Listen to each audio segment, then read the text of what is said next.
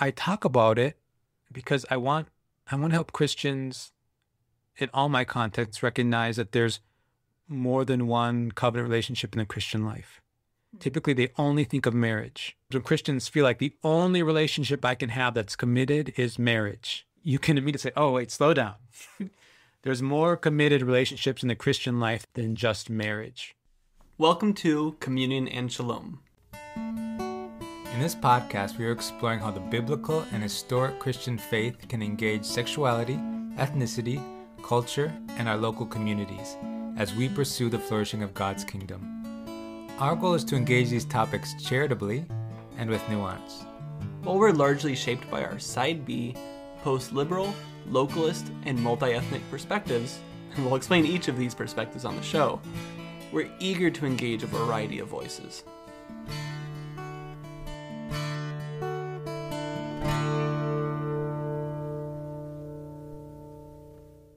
Welcome to Communion and Shalom. This is TJ. And this is David.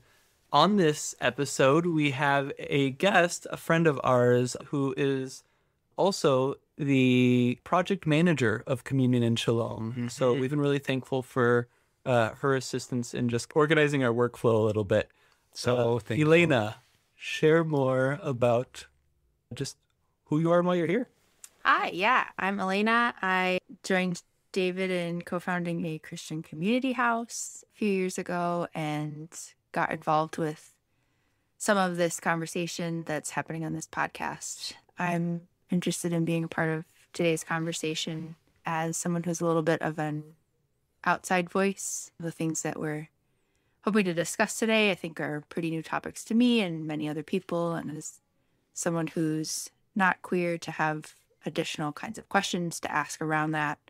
So, yeah, looking forward to what we can discuss. Yeah, I'm glad to have you around because TJ and I have been talking about a lot of these conversations for many years. And today we get to hear specifically from TJ on covenant brotherhood. So, TJ, do you just want to start and share what covenant brotherhood has meant in your life? What that would look like? Yeah, sure. So, as David Frank has said, I'm here to talk about covenant brotherhood. I'm particularly talking about my covenant brotherhood because I actually have a covenant brotherhood with 4 brothers. And I'd love to say more. This is often a conversation in the side B community about particular kinds of committed relationships that could help side B Christians live their life faithfully and flourish in the church. So I'm here to talk about this particular type of covenant brotherhood. I think there are different species or subtypes of covenant brotherhood, and I'm going to talk about my particular one in this podcast. And we might explore the other types in the future. So let me begin. First of all, a covenant brotherhood, I will define it as it's a covenant or a promise which forms brotherhood. That's obviously using the terms directly, but that's kind of the most brief way of talking about it. So rather than a biological brotherhood that is natural, but through a covenant, a conjoined agreement, or how would you describe covenant? It's a promise of union, is how I would talk about it. Promise of union and communion. So it's not contractual. We could distinguish it because contract usually has a sense of economic exchange. Even though covenant brotherhood has that as well, it also is usually larger, more holistic about what its intentions are. So I will say, just as preliminary comments, covenant brotherhoods have existed throughout the world. They currently exist. They're not exactly well known in the contemporary U.S. or the West, quote unquote, but they're still prominent around the world right now. They've also particularly existed in Christian history at different points, even though it's kind of a history that people don't talk about very much. So I have a covenant brotherhood again with 4 brothers. I made this covenant brotherhood about 4 years ago now. But I first met my brothers when I was around 22, 23, around that age. And I met them where I was working. And then we basically had a spark and we connected very well. And so then we started living in the same place. This is in my African context. So all my brothers would be, they're Africans. We lived together for about 5 years from the time that I had known them. And over time, we just lived as brothers, and just sort of all the common ways that brothers would live in that context. We lived together in that way. We lived in the same house, shared meals, we provided the sort of emotional support brothers provide. We did things together. We went to the village, economically interdependent. So I don't know what to say, exactly what else to say, but all of those normal things of brotherhood. So in 2016, around that time, we started talking about this. I mentioned in my previous episode where I talked about my story that the story of David and Jonathan was particularly prominent in my own life. So there was that prominence was part of what brought me into this particular interest in this place. I was interested to find, in that context, covenant brotherhood is now rare, in part because a certain type of evangelical Christianity has taken hold, and it's the type that really despises the past, I guess you can say. So covenant brotherhood there was seen as from the past and pagan, because the Protestant Christianity that came to that context didn't really have categories when they arrived in that context for covenant brotherhood any longer. And also, the covenant brotherhood they had was a blood brotherhood, which is a pretty common way of having covenant brotherhood in the past, at least. They would exchange blood in some way. And then, of course, bloodborne diseases like HIV/AIDS, other diseases kind of made the exchange of blood and bodily fluids less interesting to a lot of people. But at the same time, the most interesting thing was that their father, who's my covenant father, he also made covenant brotherhood with a close friend of his. And he's the only one of his generation that we know in that particular context to have done it. And we're the only ones that we know of our particular context to have done it in our particular age range. But there's a fair number of older men who are 70s, 80s, 90s who have done it as well, and it was more common back then. So we talked about it, and then we decided to do it. We organized a large gathering in the village at their house. And so there was approximately 500 people there. Whoa. Yeah, it was big. And then we was overseen by a bishop who was part of the same ethnic group, as well as numerous other priests and pastors. So as part of this, there's a particular type of token that is exchanged. So their dad, my covenant dad, his covenant brother gave me these particular tokens to use. So that it's seen as he passed on to me there's like a spiritual connection. He passed it on to me, these particular tokens. They're an agricultural crop that's made in a certain way. So I had them in preparation to make these covenants with these brothers. At the same time, there was a part of this ceremony was me entering their ethnic group at the same time. They're like sub-ethnic group, like their clan, you could say. So they were kind of tied together. So when it happened, we said the words of David and Jonathan in 1 Samuel 20:42, which is, I love you and may God be witness between us forever. And then I gave them these tokens. And then people cheered and were happy. And previous to that, they had readings from David and Jonathan in the scriptural reading in the service. This was not in the church. It was at home, at the house. So that's a distinction that is relevant in that context.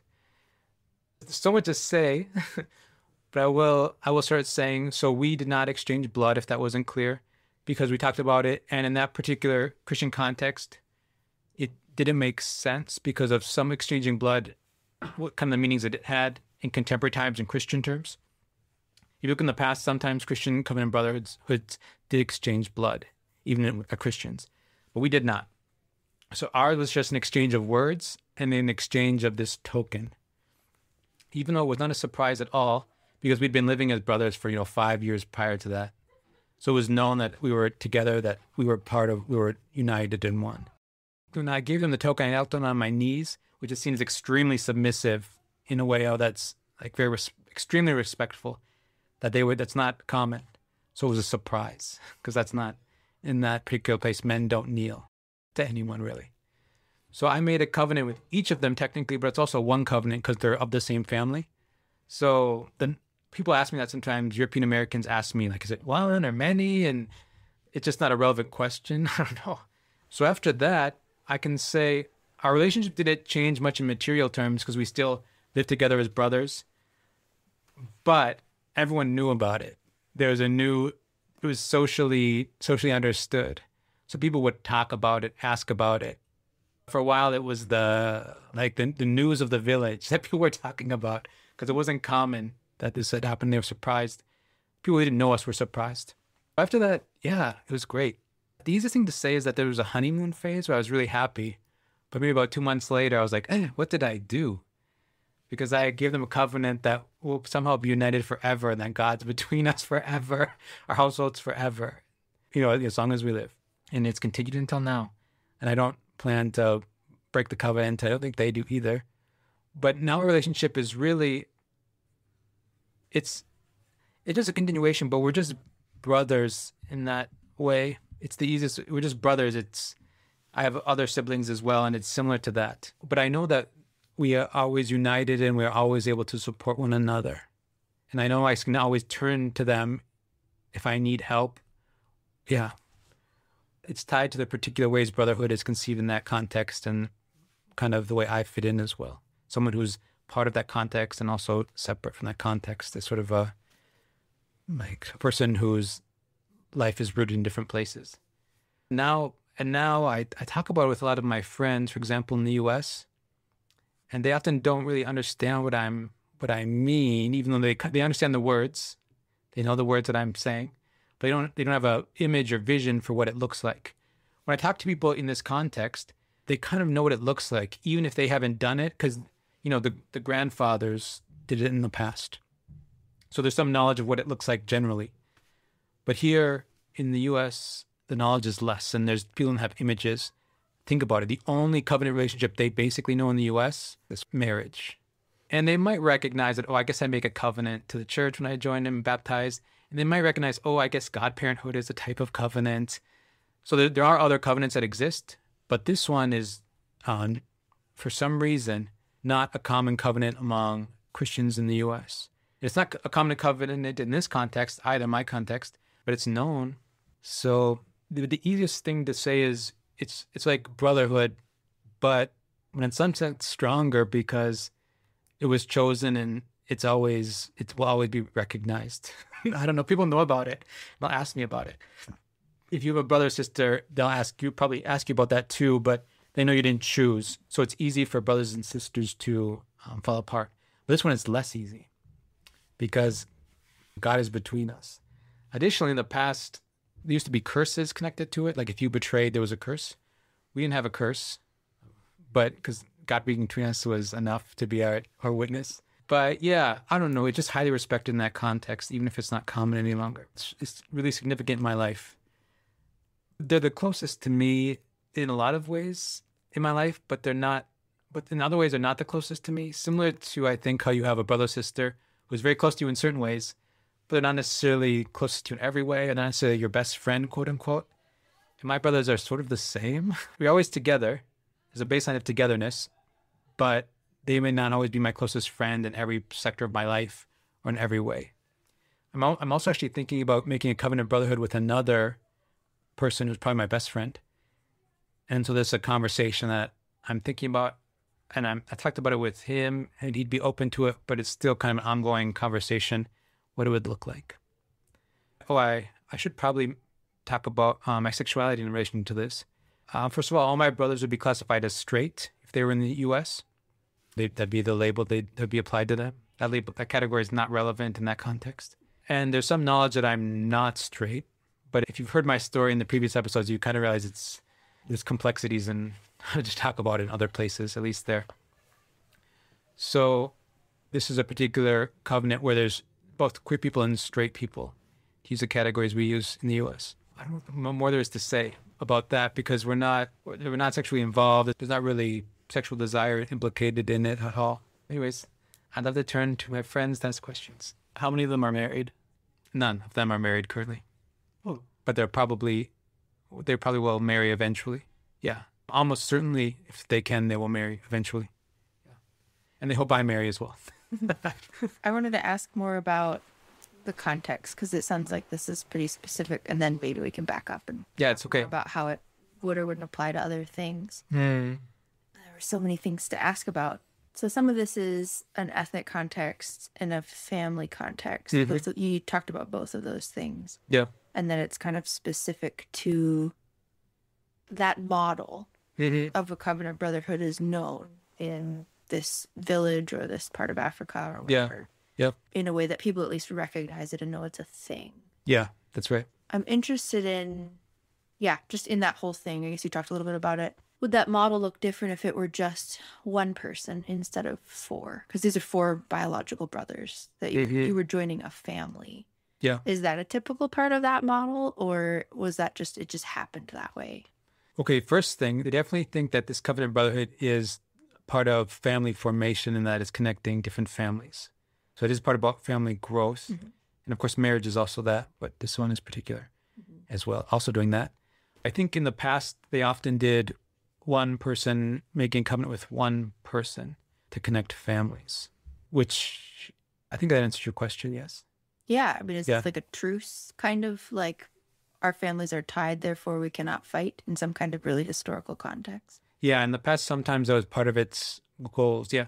I mean, in the same way that marriage is a socioeconomic alliance, this is also that. But it also has seen as having spiritual and emotional implications and aspects as well.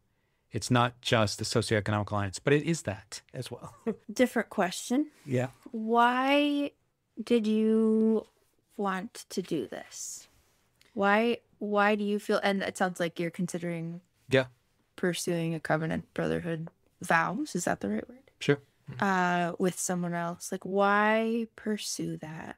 Because you're already living with these brothers as family. I assume that they see you as family in some way. Like, They definitely why do make now. that official? Oh, yeah. You mean, yeah, they did, and they definitely do now for sure. Okay. Why make it official? I think I just had to recognize what was there. Like, this seemed to be so significant, I think, for all involved that we had a way of making it more significant and committed so it could be publicly recognized. And there'd be no question or confusion why we were living life together or what we're trying to accomplish. So there was that. At the same time, it also seemed like it seemed like a desirable way to build my life and build kinship also. I think those are the two reasons. Both mainly to recognize what was there and that this did exist and how to strengthen it or make it more significant. And also to be just part of building kinship and building bonds of love. I think those are the most prominent reasons. Yeah, so that's why I chose it, because I desired both of those things in particular. Or I recognized one and I desired the second. So if you had 12 best friends, would you eventually want 12 covenant brotherhood? Or is there a limit? There's no, in this tradition, there's no limit in this particular tradition of covenant brotherhood that we were working within. But most people didn't do many just because it's hard to have many covenants with many people. Because the more you promise to one person, the more you can feel, if there's ever issues, you can feel like you can't accomplish all of them. You can't meet all your promises or something. So, did that answer your question? Yeah. So as you think about, potential fifth covenant brother, does that affect your current covenant brother vows, or like do they need to give permission? Are they now like covenant cousins?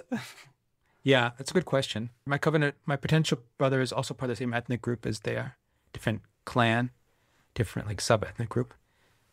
So yeah, I actually will, if I make the step forward, I will ask my covenant brother's permission, because I shouldn't be bringing a covenant into our family without them approving it, basically, or saying it's acceptable. And if they would recognize if I make a covenant brother with him, that he's also their brother. Yeah, even though he's less close to them than I am, but he's still their brother. He's part of our common like clan, basically, you could say. So it's again, it's family formation. I'm building the family in a bigger way. Do you ask the dad of these covenant brothers? Is he involved in that as well? I could ask him. Or any other type of kind of like clan leadership? Yeah, he's involved. And I could ask him, and I might ask him, but still the main ones to ask are my brothers in this particular context. What obligations do you have to these brothers as in a covenant with them? Mm-hmm. I'll try to specify or delineate them pretty specifically. It seems obvious to me, but I'll try to do it. Okay, at the beginning. Whatever you can, yeah. So, of course, if they ever needed someplace to stay, they could stay at my house, which is common brotherhood behavior. I'll always give them food. I will economically share with them if I have it. I'll be there for advice. They can always come to parties I have. They would know my friends and my people, my family that are not them. We will just generally support one another. We'll pray for each other. Yeah. I think those are the kind of most broad ones, but also just live life together most generally. Mm-hmm. And these are seen as obvious. Like they're seen as obvious ways any sort of brother would live life together. They seem straightforward to me. It also means that you have some sense of you need to be in the same location as them physically when possible. Is that true? That's complicated. I'm not sure yet we're all not sure how that's going to play out exactly. Okay. Yeah, but our covenant endures even if we are not always in the same place every single day of the year or every single year or whatever. Mm-hmm. Yeah. But it's in the same way that your brother or sister could move far from you, mm-hmm. but your connection still endures. And hopefully you'll see them again, even if they're far from you for a time. So it is the same. The covenant brotherhood, just how you're talking about, it's like officializing the brotherhood that was already being experienced and lived out. Mm-hmm. Reminds me of in our culture, people are like, oh, this person's like a brother to me, or they're a part of the family. They come on family vacations. Mm-hmm. And it's that, and then they were like a brother, and we made them our brother. Yeah, it is like that. Yeah, we made sure that they were always a part of the family, and so even if things got rough, or we weren't going to let distance or situations separate that, but we're going to keep them in our family, mm-hmm. kind of like adopting them. Yeah, you could use verbs of adoption for describing what happened between us as well. We sort of adopted one another, you might say. Yeah, you're right. I don't have to say anymore that they're like my brother or something, because they're just my brothers straight up. That's what I say. And I don't feel the need to explain to everyone. I'll just say, brothers, okay, that's enough. Then we'll move on. So, and I feel the same even in that context, or if I'm in the U.S., I'll just say, I have brothers. These are my brothers, and that's enough. Curious. Yeah. Is there a mom involved in this family? Yeah, of course. She just hasn't made it into the story yet, so I was curious. Hey, when I was entering the clan, there was a particular ceremony with both our mom / my covenant mom and our covenant dad, which was part of bringing me into the family. So it was a way of basically I stood between them and they prayed over us, and that was the entrance. She's also there. Mm-hmm. But yeah, I just mentioned the father because our father, again, was the one who had previously done a covenant. In this particular cultural context, the covenants are mostly known among men. It's not a thing that women did in this context.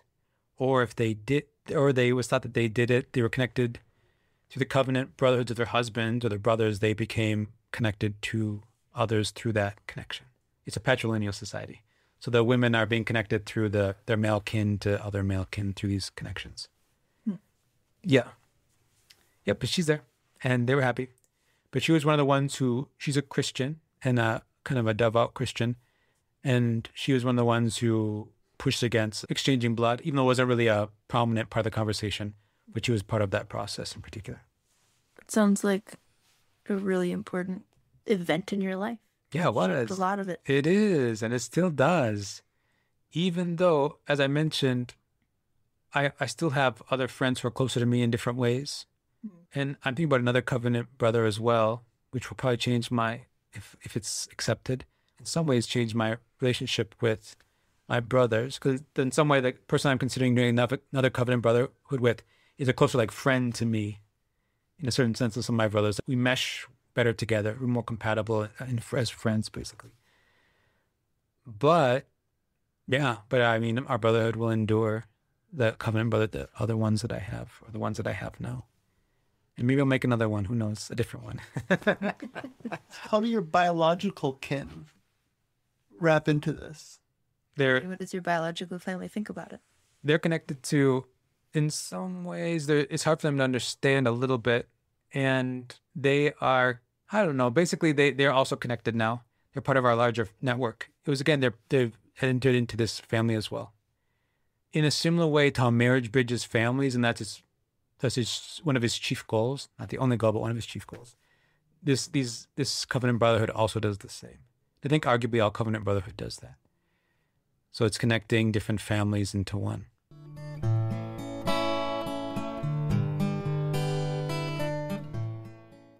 This is a specific story, specific part of your life, specific context. You're also pointing out that it's happened in various cultures and times and so on.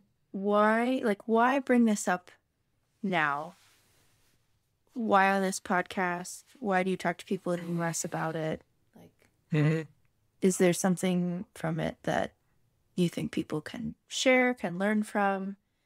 What transfers, what doesn't? How are you thinking about that in other contexts? Well, one thing, I think there's a lot to say on this, but the first thing I want to say is I talk about it because I want to help Christians in all my contexts recognize that there's more than one covenant relationship in the Christian life.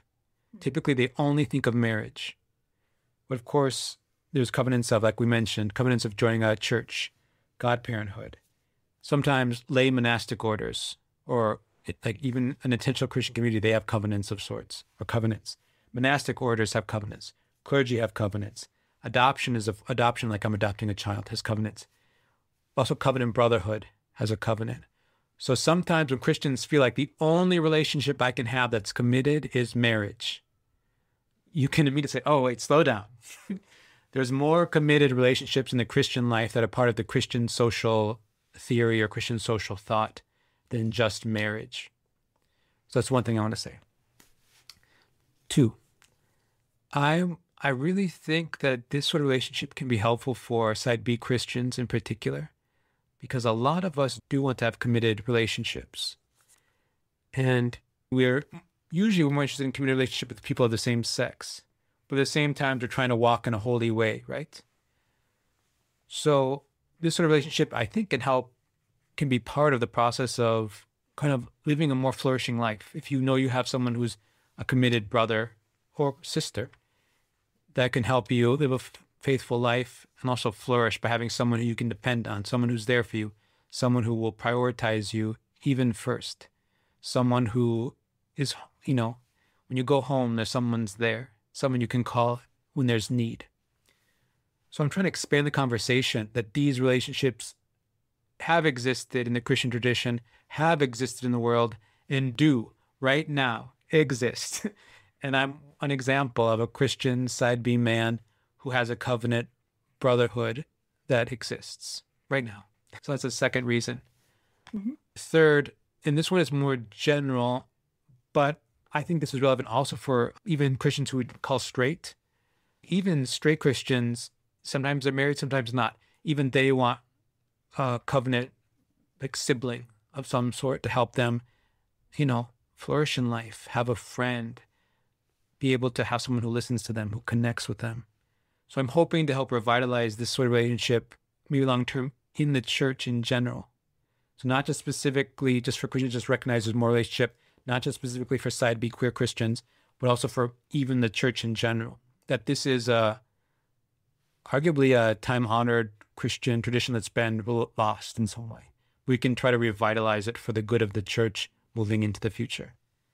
I think those are the 3 reasons why I talk about this, and I want to talk about it more. That's why I'm recording this podcast, so it can become a topic of knowledge and conversation more than it is right now. There's so many things to follow up with on that, but One of them, I think, would just be, you've talked about it being a part of the Christian tradition. Mm, Can you talk about more examples of that? We've got David and Jonathan. sure. I mean, feel free to start there, but like, David and Jonathan is the clearest biblical one, even though often it's not recognized exactly. And I don't know if it's because Christians are not reading the Bible enough, or if it's because, or if they don't have the conceptual categories in the West to interpret this as what it is, a form of covenant brotherhood. In the language that we use in my context, it's explicitly covenant brotherhood. That's the explicit translation because that's what it was. Anyways, there's more to say. One of the best resources that I know is this book called Brother Making in Late Antiquity and Byzantium, Monks, Laymen, and Christian Ritual by Claudia Rapp. And she has this whole great book talking about various examples of, sometimes called the adelphopoiesis, which is brother making in Greek. She has many examples in this book about it happening from very early in the church to even in contemporary times. And one of the best things that she has is that in the back, she has the particular prayers and services that they did for the covenant brotherhood ceremony. And that kind of shows how it was theologically conceived of in these communities. So I'm going to point to this book as a great kind of source of examples in the Christian tradition of how covenant brotherhoods and sisterhoods have existed. But there's also I could give a few more specific examples if you wanted, but I would first point to this book. And some of my specific examples would describe other types of covenant brotherhood or sisterhood. We might talk about them in the future podcasts. oh, we wouldn't want to spoil that now. We might not want to spoil it. But I can also say, if you look at the historical and anthropological record, it's common in the world that covenant brotherhoods or sisterhoods sometimes have existed among different ethnic groups in some way or another. Because people seem to have a desire to make committed relationships with people of the same sex, not just people of the opposite sex for marriage, you know? And again, these are often their socioeconomic alliances. They fill that function. They fill emotional functions. They're part of spiritual union, pursuing God together. They fill all these functions. So, yeah. And of course, some of them were chaste. Some of them were not. The Christian ones were meant to be chaste. Yeah, you can't. There's complexity even in that. What is the biblical foundation for covenant brotherhood outside of the story of David and Jonathan? Like, is this a thing the Bible says, go forth and do? Or is this like we see a model of it? We definitely see a model of it in David and Jonathan. We also see how there's in different verses of the Bible, we hear the brother who you loved is your own soul. We see Jesus, how he talks about how greater love has no man than this, that a man will give up his life for his friend. So basically, there's a pretty prominent theme of friendship is important. There's a brother who shares your soul. And that's kind of how subsequent theologies of friendship have emerged. And there's also been that, David and Jonathan, and also the relationship of the apostles with Jesus and the apostles themselves and their unity in pursuing the gospel and the mission of God. All of these played different threads, theological threads or principles that were emerged in these Christian theologies of brother making and committed friendship in general. So it's more like that. There's a model in the scripture, and we saw how friendship was important. So when the gospel rulers in particular societies, they started integrating that with probably pre-existing covenant brothers or covenant sisterhoods, or occasionally, I assume it emerged in some ways just through the Christian influence predominantly. It's not explicit in a command form in the Bible that this was a way, but it's basically an integration of kind of the biblical themes and the biblical model with kind of how people were living life in their particular cultural communities. That makes sense. Yeah.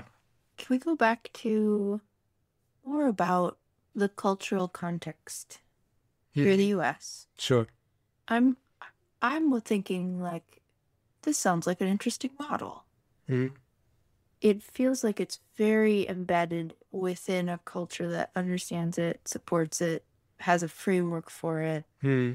And what does it look like to transition that model to somewhere else that has no framework whatsoever for it? So we have a surrounding society that maybe sees it and doesn't understand it. You have maybe two or more people who have made a covenant, brotherhood or sisterhood, who don't necessarily have any other models to follow. What's your thought on that? Well, my first thought is it's a revitalization of, okay, there's a lot to say because there's a lot of context in the world. For example, I can go to other parts of the African continent and can talk about it. And even if they don't have a current existing relationship, they can kind of get it.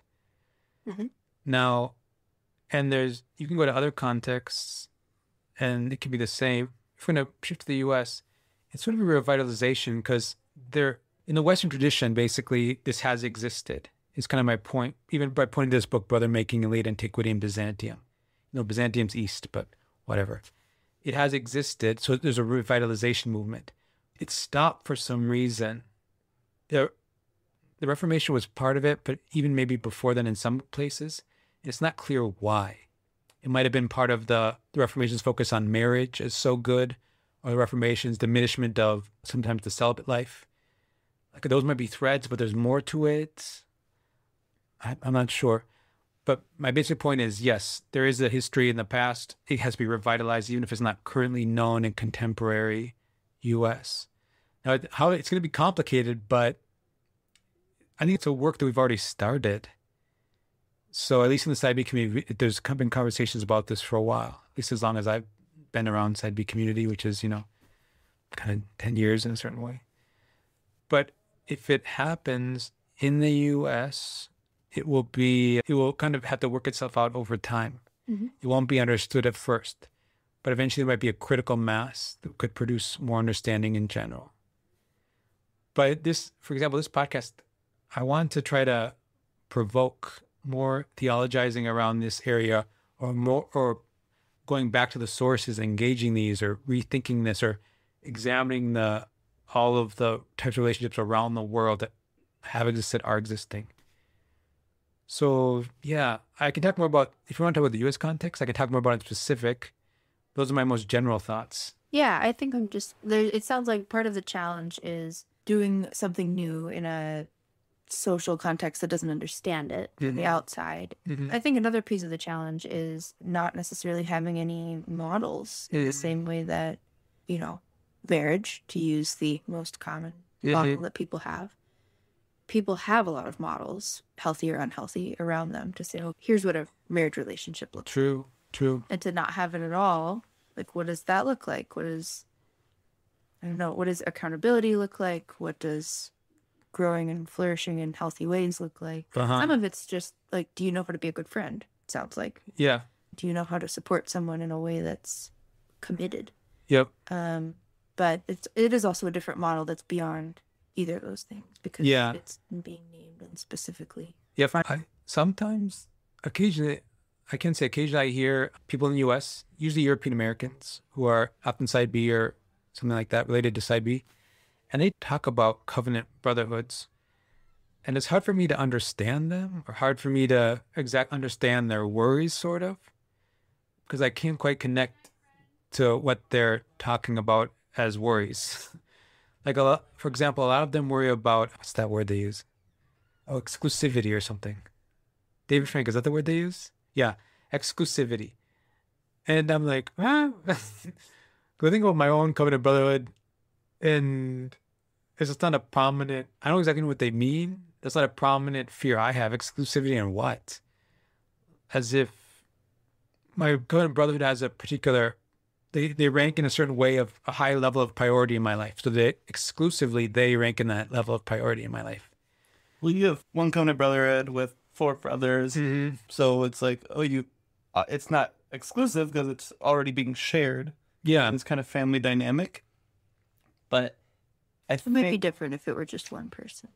It might be, but even if I make my covenant brotherhood with this other friend that I'm considering, he'd be one. Even though, of course, there's unions of families and all that mix, but I still don't understand it easily. I think it's because we have a very strong sense, in the general U.S. culture of I've heard it's described as a serial monogamy. That is kind of how we do relationships, At least marriage, romantic relationships.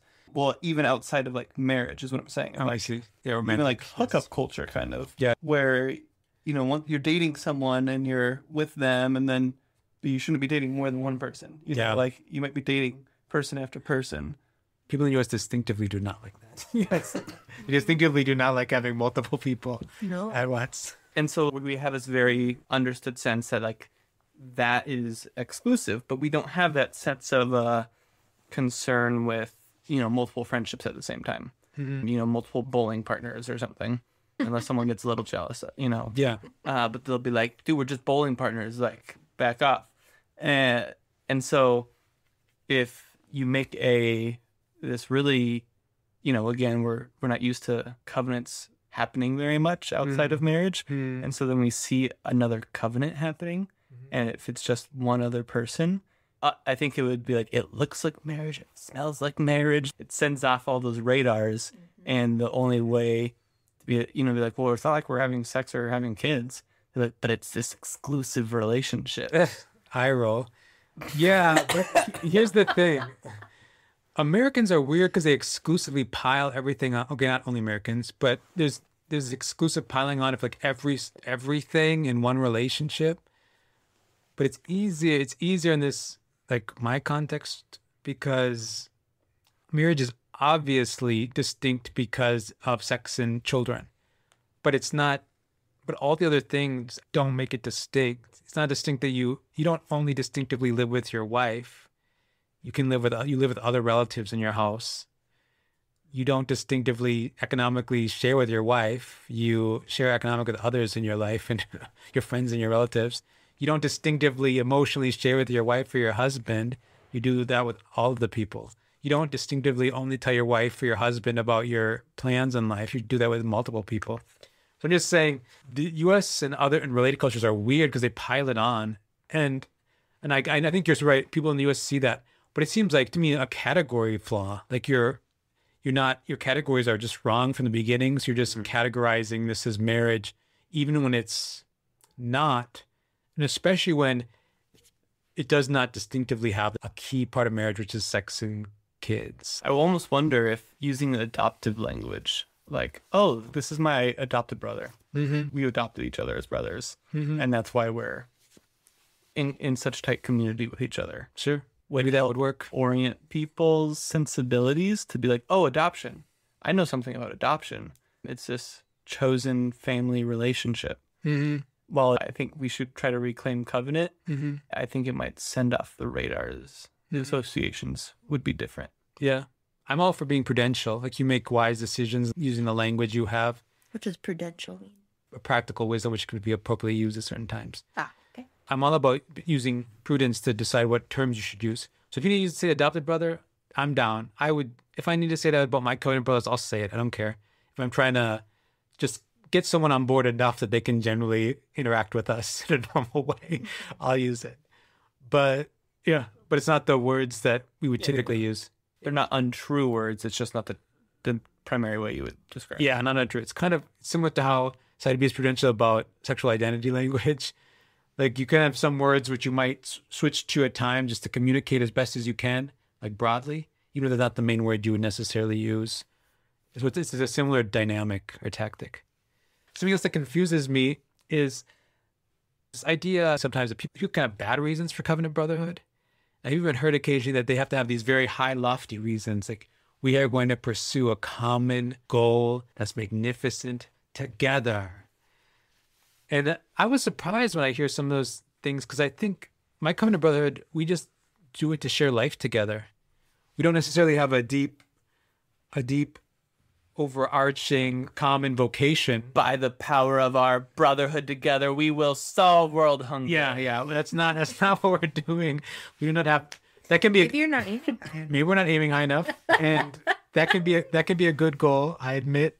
And we can praise God if that's your covenant brotherhood, but I don't, or sisterhood. But I don't think that's a necessary. I don't think it's a necessary objective to do this, to have such a thing. These lofty goals. We'll be the best scholars in the world. We'll solve world hunger. We're gonna become the next president of this place or whatever. Like, I don't think you have to have those goals. Do you think you need to have any common goal? Yeah, you should. Well, yeah, it's a Christian covenant brotherhood. So you have to have the goal generally of following Jesus in his church by the power of the Holy Spirit. And then you have to have the goals of just this solidarity and mutuality that I've kind of outlined in all of the different aspects, socioeconomic, political, emotional, probably intellectual to some extent, spiritual. Because you do have to have common goals. But I don't think there's a need for a lofty goal. Mm-hmm. Yeah. And I've heard occasionally side B people talk in terms of this need of a lofty goal. And I think it's fine just to generally have the basic goals in life, to just have kin in your life who can support you. I think that's fine. No problem. What does the side B conversation look like around this right now? Like, are there other people who talk about it, as you were just saying? There are other people who talk about it. The complexity is, I don't know much you want to go into this exactly, but the complexity is the more common term that's talked about this, which is adjacent to this, is celibate partnership. So I see covenant brotherhood as a higher category, more overarching category. Celibate partnership is a subspecies of that, of covenant brotherhood or sisterhood, which is focused on you together. The pair of people are one another's main life partners. Right now you're describing celibate partnership. Celibate partnership, yes. In my covenant brotherhood, we are definitely life partners, but my brothers are likely married.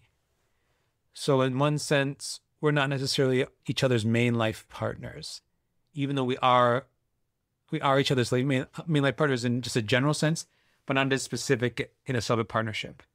It makes sense to me why people would talk about exclusivity if they are thinking about celibate partnerships then. Maybe that one. But covenant brotherhood in general, I think it's broader than just a celibate partnership. I think that person has to be recognized. And then once we have that discussion, then we can have a broader idea of what it was.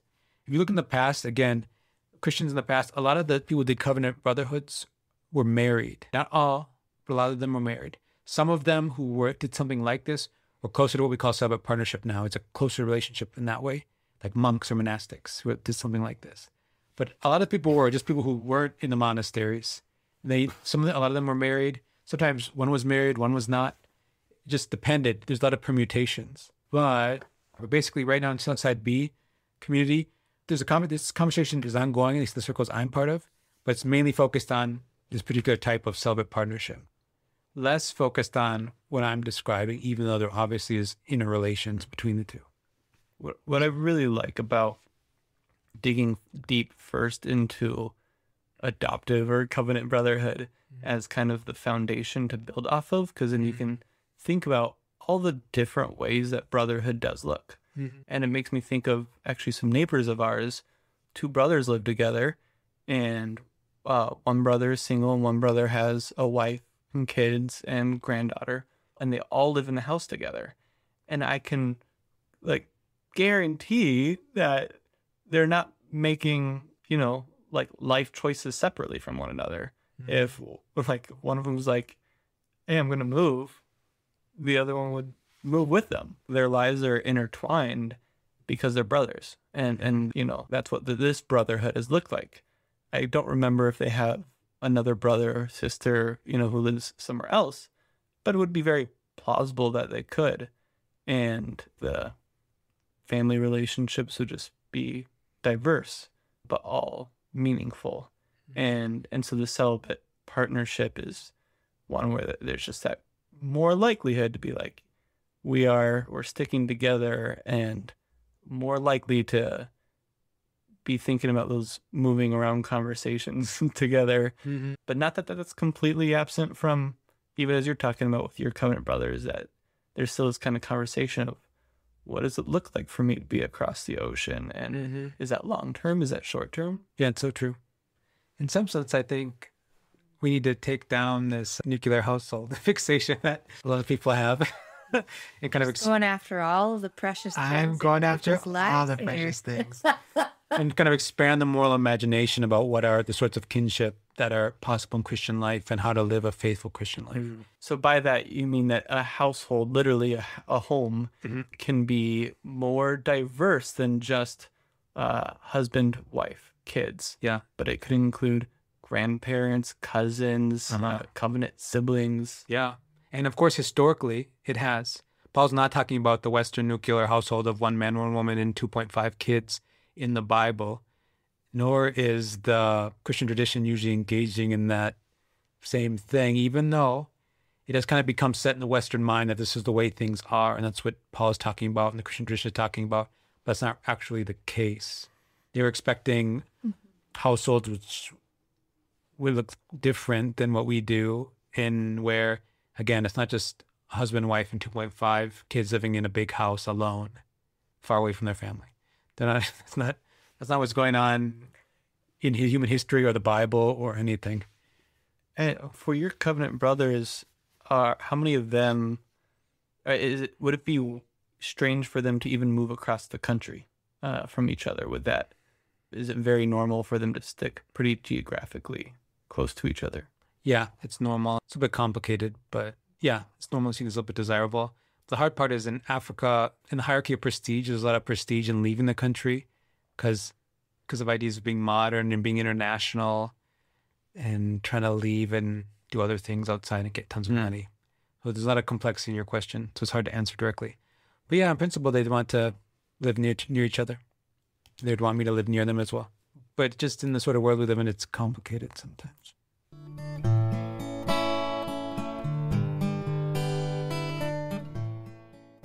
I want to ask more about what this looks like in a side B context. I don't know what it looks like when people are having these conversations, but I'm wondering, how does sexuality play into this conversation of brotherhood? Celibate partnership is another, I think, specific subgroup of that, but even just generally, you specifically called out that the 4 brothers that you are in a covenant brotherhood with are all straight, would be by Western standards.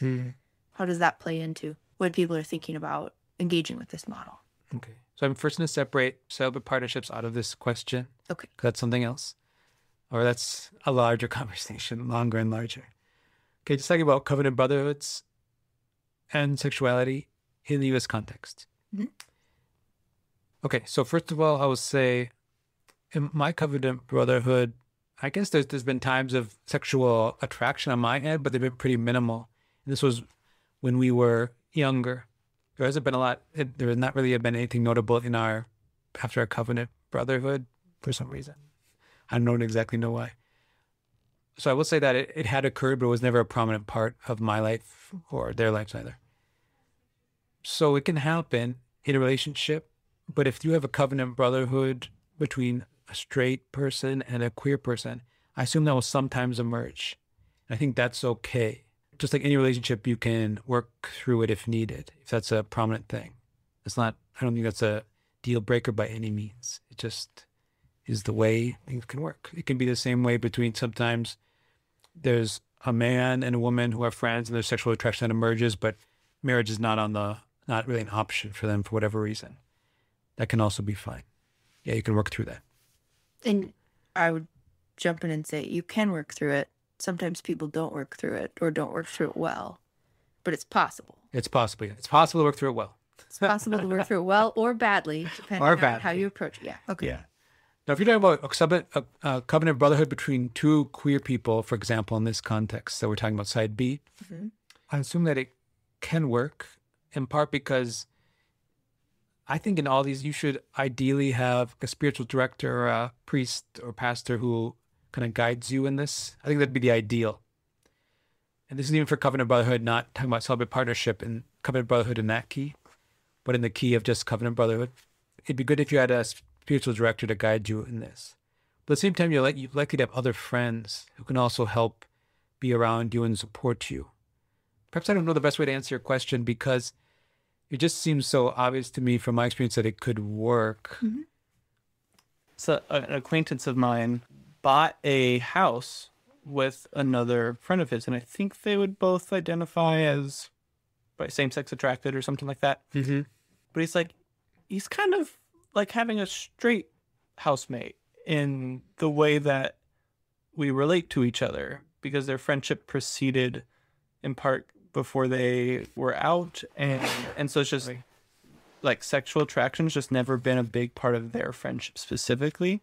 I think like you were saying, TJ, of in your own covenant brotherhoods, there were times, earlier on where you had to either work through it, or it was just acknowledged like, oh, there's like some sexual attraction at times to a brother, but it was never a predominant dynamic. No. And so for these two guys, as they've purchased a home together and are at least short midterm making a commitment for a few years to live together in that and to be brothers, essentially. I don't know if they've exactly used that language, but they're friends living together in a home.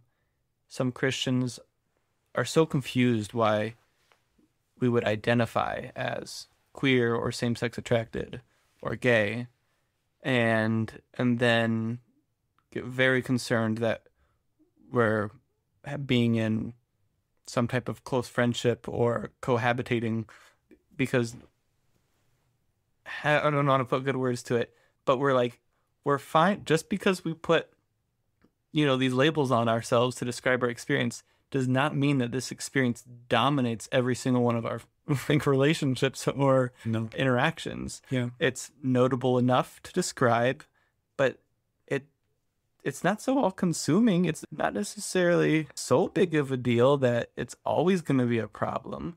It's just depending on different people's temperaments, backgrounds, experiences, temptations. As you were saying, like having someone to give that third-party perspective of godly wisdom is very important, because we can be rash and have blind spots, but they're not like doomed for failure just because of a specific bentness in our sexual orientation. Not at all. Especially in the type of covenant brother that I'm describing. I think that one's much easier than maybe a celibate partnership. It still has been helpful for me, and for me as a queer person, just to, I don't know. I maybe I mentioned this in the past, but I think queer people have like a special affinity for someone of the same sex, kind of the most general way of describing it. And sometimes emerges as sexual, but it's not only that. So in some ways, having this relationship with a committed relationship with other men or brothers, this kind of helps me, I don't know, feel like I fit, or as if my energy is being directed in the right way, or like just flowing well. I don't know how to say it exactly, but it fits well for me in some way, even if sex is not part of our life at all. It just works, and I can only appreciate that, and I really think it could be helpful for others. Now, of course, we can say straight up, there'll be failures if this became more common. There'll be a margin of error or failures that will happen sometimes, right? But that doesn't necessarily mean you throw the whole thing out just because there's some failures that would probably occur. And I will also say it will take time. If this will become more widespread, in any sort of cultural community, it will take time to like build the psychological infrastructure and the social norms around it and the customs in order to actually have a cultural script for this to be very viable, right? And that's just the way human beings are. Sometimes things take time. Christians can, if they want to be so immediate, like, okay, things should be perfect now. You just converted, okay. You just brought this new thing in, be perfect. Immediately, everything should be fine. That's not the way life works often. A lot of things are journeys over time of kind of developing and walking towards Jesus in the New Jerusalem, being purified, battling the sinful passions. It takes time. It also takes time for social forms and social norms to work that out. Question. Yeah. If someone's like, covenant brotherhood, it's kind of like gaining another brother, or maybe someone doesn't have a sister or brother, and they would value that type of kind of peer, intimate family relationship. What would be your commendation? Would it like maybe start with one of your closest friends, and like invest in those relationships? What would be your encouragement or guidance for someone who's interested in like thinking about where covenant siblinghood would show up in their life? Good question. I guess I'll first be US focused. I think what you need to do is first I would start with your closest friends and really pursue them and invest in them, invest in that particular friendship if you think that there'd be closeness. I'd also immediately say you should kind of together, you should start engaging the resources that I'm trying to outline about this historically across time in the Christian tradition. Because you just need to know that this has existed, and you need to know the patterns of thought that are they're undergirding this, and you should know kind of the prayers and the liturgies around this as well. I would say that immediately as well. Are there other resources besides the book that you need? I can share other resources. This is the best one, but the best one for the Christian context is the best one. Okay. But there are other resources, yeah. Also, I would say search for clergy who, this might be hard, search for clergy who would be open to having this conversation and thinking through it. I think it's super important because you eventually will want someone to kind of spiritually guide you in this, right? And I would usually look to the apostolic traditions. You need people you want someone who will not immediately close it down, who will listen to it, who maybe knows about the history of this type of relationship, or who will at least pursue the conversation with you together, right? Yeah. And you need someone who's not immediately skeptical, like marriage is the only covenant in the church. You need someone who's not like that. So basically someone who can like think beyond, the past 100 years.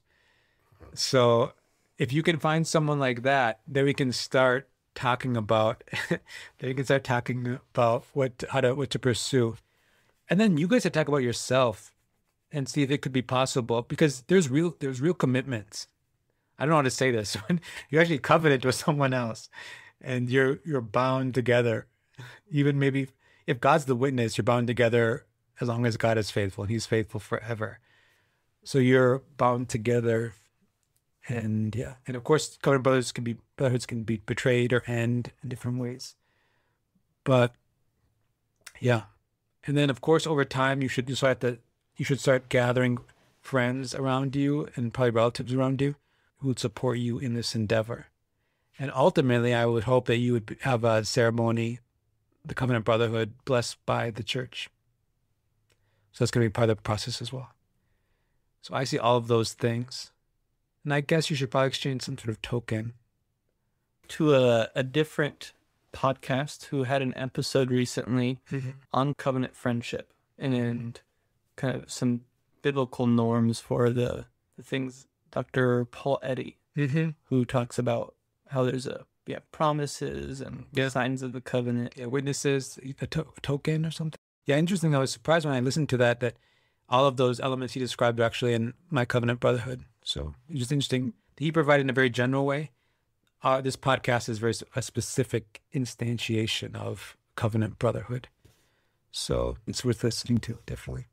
Well, thank you so much, TJ, for sharing about these relationships that have been really meaningful in your life. And I do hope that, at least for me, when coming across ways that people structure their lives or their relationships, of coming to it with in a kind of curiosity and what does it look like?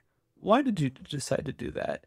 And help, creating open imaginations on these topics. We come from a very individualistic culture, so I think there's a lot of need in a lot of ways to be thinking about what, not just covenant relationships, but in general about how we can be intertwining our lives together. This is definitely a valuable one. Thank you, Alaina. Yeah, We are so appreciative that you could join us and ask questions. Thanks for having me and letting me join. And for everyone listening, I'm sure that I did not accurately represent all the people's questions. So if you have more questions, thoughts, comments, we'd love it if you send it in on the website that we'll link to in the show notes. Or via email. Feel free to do that too. Yeah, we'll put some links for ways to send those in. But yeah, things that we can cover in future podcasts or just things you're thinking about. We'd love to hear all of it. And I just want to say, everyone, side B or side B allies, or whoever you are, let us keep talking about this sort of relationship and keep exploring it exploring it historically in the Christian tradition around the world, to just see how it could be helpful for the whole church. So I hope this conversation continues on this podcast and even continues outside the podcast with our listeners. I think that's all. Thank you so much, everyone. Have a great rest of your day. Bye. Bye. Bye.